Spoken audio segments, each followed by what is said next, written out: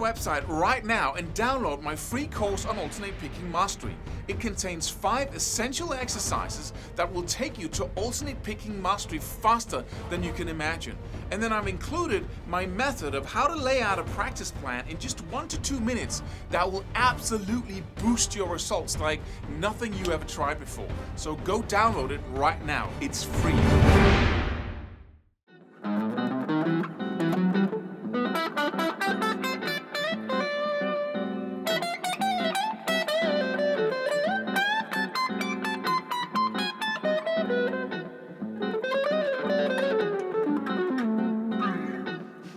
Hey, how do you choose the right guitar? When you go from a beginner level to an intermediate level and you want a new guitar to fit your new level of skill, or you go from the intermediate to the expert or advanced level, what do you look for? Got a lot of questions like that. And I'm going to give you my personal experience in the area, which is perhaps a little bit different from what we hear from the industry and other people around us. I'm Claus from guitarmastery.net. Go sign up for free jam tracks, subscribe to this channel, and we got an Instagram feed that's really worth getting each and every day.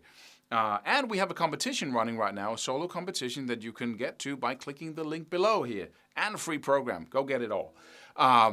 So I used to believe all the hype from the industry, from people around me. I was so confused about what really is the thing I should look for. And here's my best experience on the matter. I used to have a period of time where I really looked into it. I bought cheap Squiers and I replaced the pickups and I tried to become very good at setting up the neck so it was just perfect for me.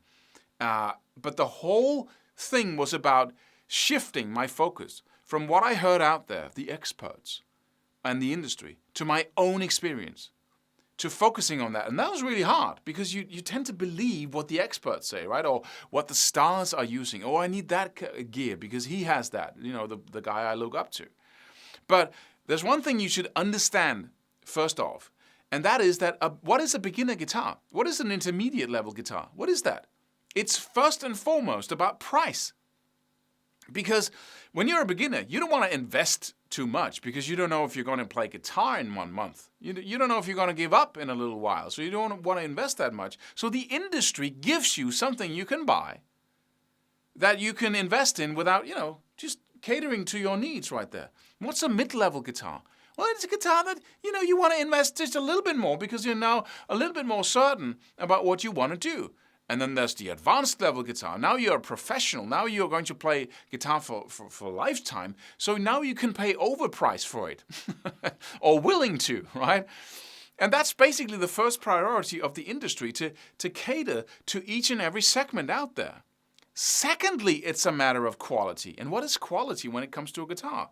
Well, it's how good quality it is. We get hypnotized by a word like that. What is quality? How well it sounds, the quality of the wood. What's quality of the wood then? It's all about what are you using it for? If I want a practice guitar that I can bring with me everywhere, I don't give a hoot about the pickups. I want it to be as small as possible. So I buy a junior guitar, like a light wood, basswood, so it doesn't, that's quality for me because that suits my needs. It's always about what need you have. So you must focus on that. So what needs do you have? Don't listen to the industry or to everybody else. What needs do you have? What is the most important to you? What gives you the most bang for your buck? For me, I discovered that really sound is great, but sound is just a matter of what happens when I play. If the sound is good, what does that mean? If the sound is high quality, it makes me go, wow, right? It makes me want to play even more. It makes me, wow, it's singing. I got that sustain. Wow. It makes me want to play. It makes me feel like I'm better than I really am, right? If I pick up an instrument like that. So that's quality to me. But the quality of the sound is just whether it makes me feel that way or not. Sorry, but don't give a hoot about the audience. Who gives a, it's about you. And secondly, I like an instrument that when I pick it up, I want to play it. It makes me play even better because it's easy to play. The action is low and the sustain, even though the action is low, there's a lot of string buzz and I like the feel of the neck. So I want a narrow neck, so I found out that I like Strats. I really like the necks on those, not the vintage one with the bulky neck. I want it relatively flat and narrow. I don't like to play the Ibanez type necks, even though I really like the brand and the looks of the guitars. I didn't want to play them. So I got closer and closer to what I wanted by focusing on my own experience of what I wanted. What makes me have the best playing experience? That's what you want to go for. And don't listen to people when they say that you should use fat strings because it gives you a more full sound. Yes, by 0.1%, right? And for that, you have to give up your playing experience. Just don't listen to it. Just focus on what do I... And that's a journey, right? It is. But if you want some specifics to look for when you buy your mid-level guitar, going from a beginner to a mid-level, then look for playability, because that's important to everyone, right? And when you practice, you don't want to make it too hard on yourself on your main instrument. Secondly, you want to look at the pickups. And how do you look at the pickups? Well, you just want to make sure that it's not, they're not cheap pickups. When they save money on the pickups, the sound suffers. It just does. The fullness of it. It's just like a mic. Just imagine you have a mic that's able to record your voice, and if you're using a poor mic, some of your voice is going to be recorded because it doesn't take in all the frequencies. The better the mic, the more frequencies it takes in, and the more true to the actual reality of the voice it is. And the same thing goes for pickups. So, and you might want to look for some brand names there, like Seymour Duncan or DiMarcio's. You can find that in mid-level guitars as well. And then you want to take your fingers up and down the neck, do the fret, the ends of the fret wire here. Does that hurt your fingers? Stay away from the instrument, because you can get really cool necks that haven't been touched by human hands, actually. It's just produced by a machine. But production quality on cheaper guitars has been raised incredibly since the 70s and 80s. Now, if you bought a cheap Squier back in the 80s, it was a really, a cheap guitar. Awful fretwork. The frets were uneven, so you had to have high action. You could be lucky to get a really cool guitar, but most often it was not that good, and the wood was just really poor. These days, the quality is much, the distance between the cheap guitars and the most expensive guitars has really decreased vastly. And also, the higher you go when it comes to price range, the less you get out of the extra money you spend. So when you go from cheap to mid-level, that's where you take the big jump in value. But you go all the way up, you get the least amount for your money, like it is in any industry, right? Cars, whatever.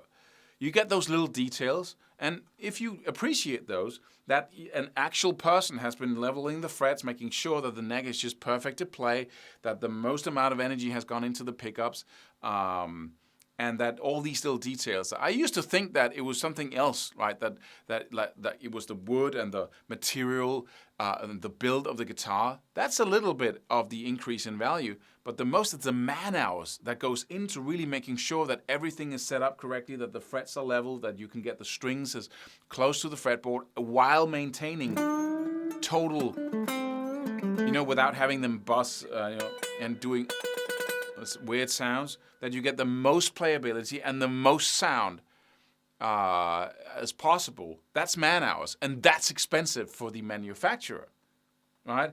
So, but listen to your own experience first and foremost, and see if you can get used to that.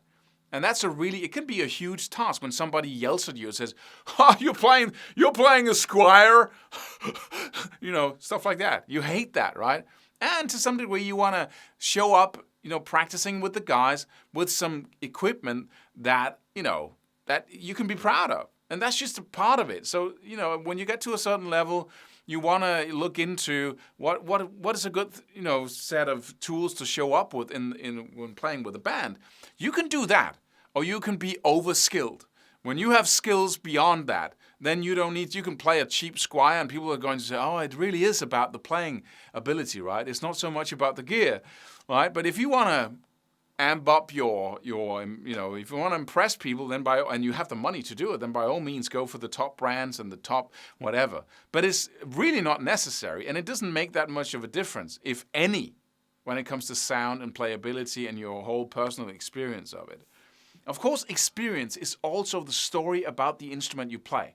And I totally recognize that. And I have more expensive guitars, and I love the story of them. I love the fact that they really, the man hours that went into it, the wood that doesn't make a difference really in the sound, but it looks really cool, and all of these little details, and I love that. But just be very aware of the fact that you don't want to throw a lot of money towards the story of your guitar if you don't have that much money. Then you want to focus on the playability and your own experience of the sound. That's the real expert there, your own experience. And it should be like, if you have 100 guitars and you pick them up one after the other, the one that gives you the best playing experience when it comes to feel, your fingers, and sound, that's the one you pick, of course. And you should do a blind test, really, because why would you pick an instrument based on anything else than that? But even though that's a simple truth, it can be hard to stick with because we get hypnotized by the manufacturers, the advertising, and people around us who are hypnotized by that as well. Subscribe for more free videos. Do it. Do it now.